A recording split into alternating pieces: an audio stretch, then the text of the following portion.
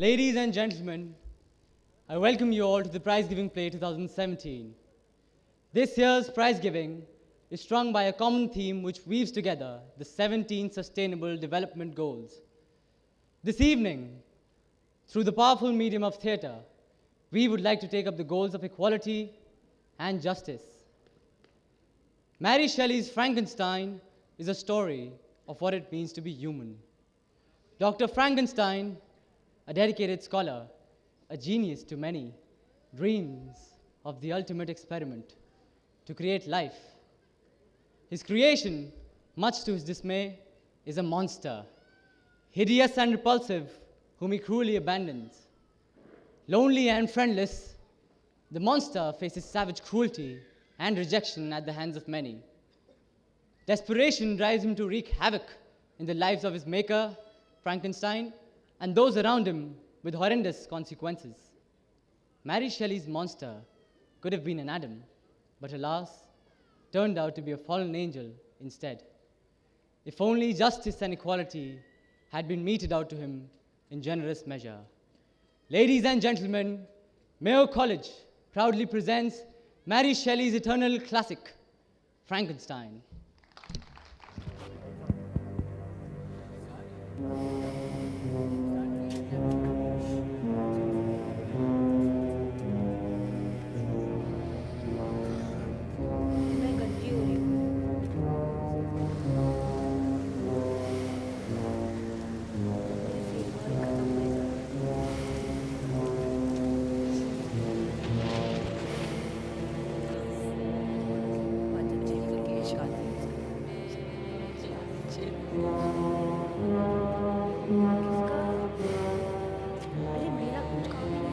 A long time ago, I had the command of a ship on an expedition to the Arctic Circle.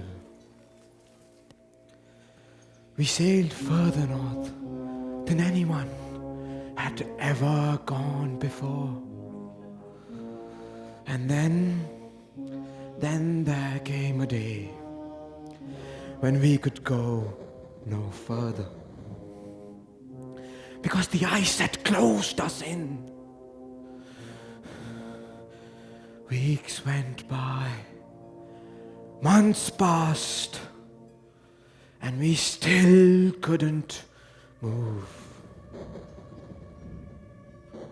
Strange things happen to your mind in those regions of eternal snow. The sailors began to report seeing things, impossible things, and hearing voices in the empty air. One voice like someone crying in pain or anguish, and another voice that was deep and harsh and monstrous, howling of revenge. I began to worry that they'd go mad with fear, crazy with isolation.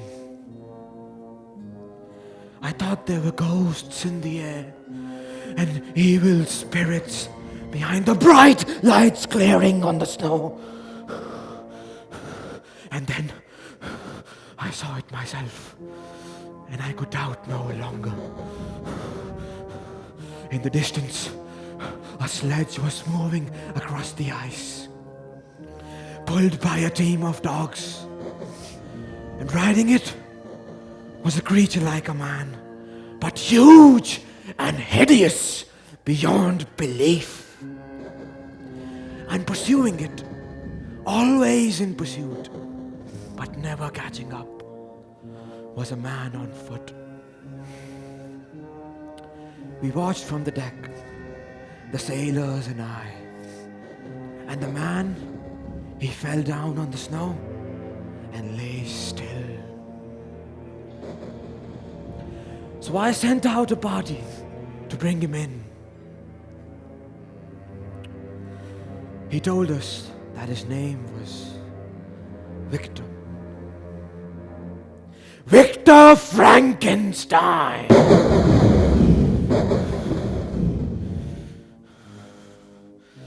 We laid him in my cabin, and we looked after him. And soon, he'd recovered enough to tell us his story. And believe me, a strange one it was.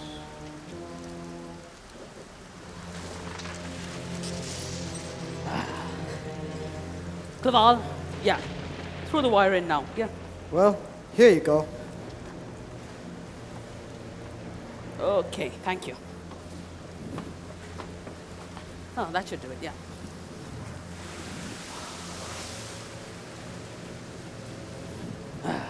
Yes. Claval, you staying up there all night? I can't find the right place. Ah, here it is. Wait, where the devil do I put my foot?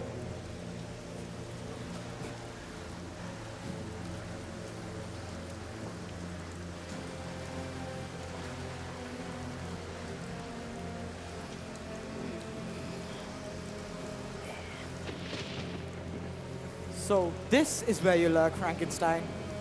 Do you know, the other students are convinced you're a wizard. Wizard? Why is that? Oh, don't drop that. Oh, I'm sorry. What's in it? It felt like several pounds of meat. Well, it's just that. Several pounds of meat. Well, I hope it tastes good. Where are you going to cook it? Don't you have a fire in here? Oh, Feels as cold as it does outside. Colder, if anything. no fire. I keep it cold on purpose. It's the only way to preserve my specimens, you see. Well, I don't notice it anymore. Here, come. Yeah. Hold this for me, would you? There. First tell me, you're not going to leave that open, are you? We'll freeze to death, man. You'll get used to it. The only problem comes when you have to do delicate work with your hands. Ah, there. That should fix it. Remarkable. Extraordinary. Oh, this is phenomenal. I congratulate you, Frankenstein. Now what the devil's it all about? You bring me clambering over the rooftops, carrying your next week's suppers in a rucksack. Suppers which, by the way, you intend to eat raw, since you don't go in for lighting fires. You fix a length of copper wire to the highest point of the house and trail it all the way down here and leave me holding the end of it? What's this all about, Frankenstein? Oh, my dear fellow. Here, let me take that from you. Yeah, there. Now you won't explode. Explode? A joke. Well, a joke? Well, ha ha ha. Ah, Claval. Come on, sit down. Sit down, Claval. There's a good man. See, if you really want a fire, suppose lighting one just this once won't make any difference. And to tell the truth, I feel like celebrating. You think there's going to be a storm? Storm? Oh, bound to be.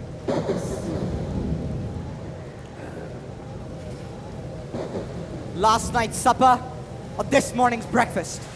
So that's where it got to. Here, let me have that. Yeah. Another hour or so, I should think. You can see the lightning playing around the peaks there. All right, all right. Let me guess. There's the storm, the lightning, the wire. Ah, electricity. Oh, very good, very good. Electricity, magnetism. You've invented a way of making magnets. Ah, nothing like it. You see here? Frog's legs. Well, the same to you. Or is that the menu? No. An Italian called Galvani. Heard of him? I'm a philosopher, not a musician. All Italian composers sound the same to me. Ah, nothing to do with music, Claval. He was a scientist, a natural philosopher, Claval. So he's dissecting this frog one day, and he finds out that the nerve in the leg responds to electricity. It twitched when a current passed through it. Now I have heard about that, come yes, to think of it. He thought there was some kind of animal electricity, didn't he? And is that what you're working on? More or less, but There's no such thing as animal electricity. It's all the same. You see, the same force flows in your nerves as in the frogs. And the very same force flows through the lightning. Now wait, did I ever tell you how I first realized what my life's work was to be? I was 14 years old, at home at Geneva. On a night like this, a storm was threatening. They rise very quickly in the mountains there. So outside our front door, about 20 yards away, stood this great old oak tree. Had been there for about 300 years at least. It was still green and strong though. I climbed it. I sheltered under it. And I carved my initials on its trunk. And just as the storm was at its height, I opened the door to look at the lightning.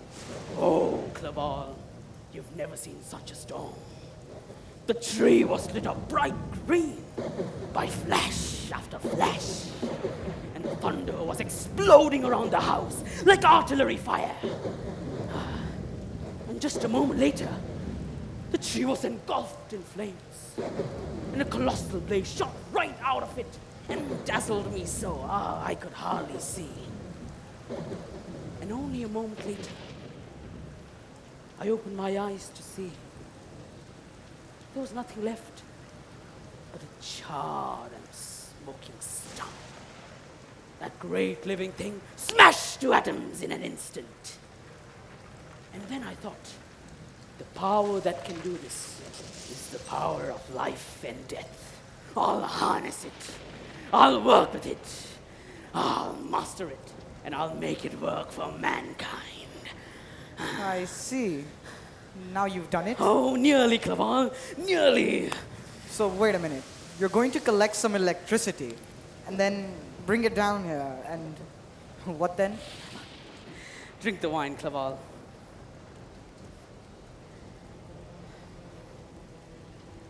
Well, Clerval, you see, then this happens.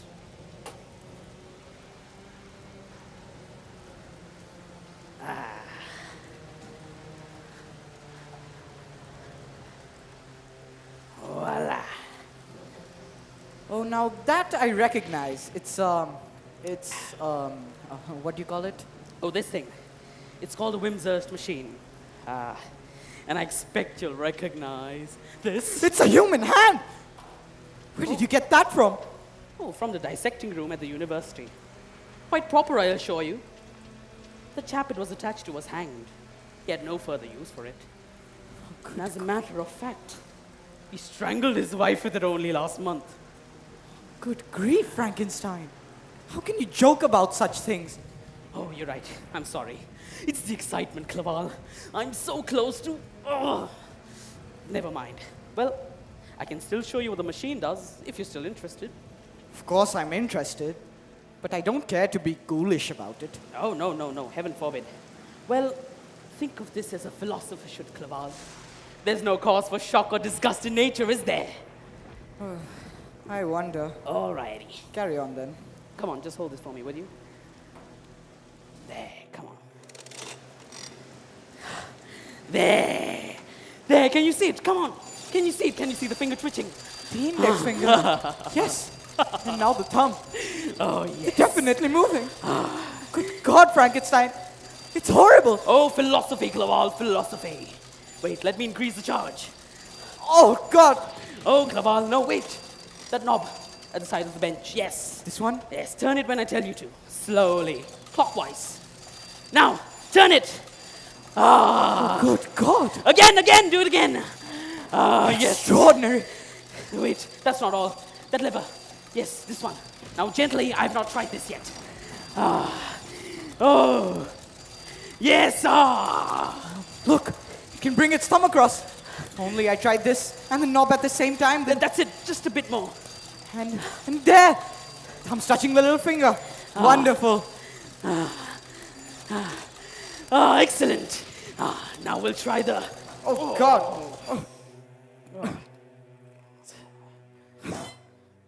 Oh, God. What happened? The charge. I was turning the handle too quickly.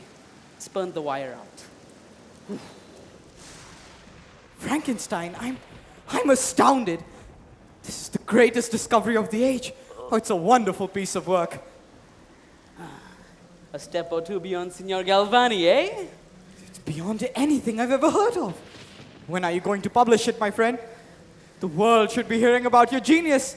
You should have doctorates, professorships. Oh, Frankenstein. Here you go, Clerval. Frankenstein, to your fame. Ah, And I hope you'll buy better wine when you're famous. That's if you want company when you drink it. Clerval, you're a good man. That's why I wanted to show you what I'd done, Clerval. Don't know how lonely it's been. I've been working at this for 6 years. 6 years, Clerval, 6 years. I mastered the physiology of the hand in my first year of study. I could have shown you that a long time ago, Clerval. You mean there's more? Oh, that was only the first crude attempt, Clerval. I took that hand on purpose just to show you. And as a matter of fact, I wasn't telling the truth when I told you where it came from. Well, hope you won't tell it to anyone. Well, I dug it up last night. You what? Well, I begged the university for specimens. They say that I've had the best material for years and produced nothing to show for it. How could I show them that? What would the reaction be? I had no choice, Clerval. You dig them up? Good Lord, Frankenstein. Just how many corpses are there without hands in our graveyards? Not just hands. But what do you think I want to do it this way? Oh, I'd far rather use a proper dissecting room and all the resources of the university, Clerval. I have to go without meals to buy the chemicals I need. I don't have any space to store my specimens. Oh, and my landlady. She drives me crazy with her incessant questions. Wait a minute. What do you mean, not just hands? What else? The rucksack. What's in the rucksack? Oh, nothing.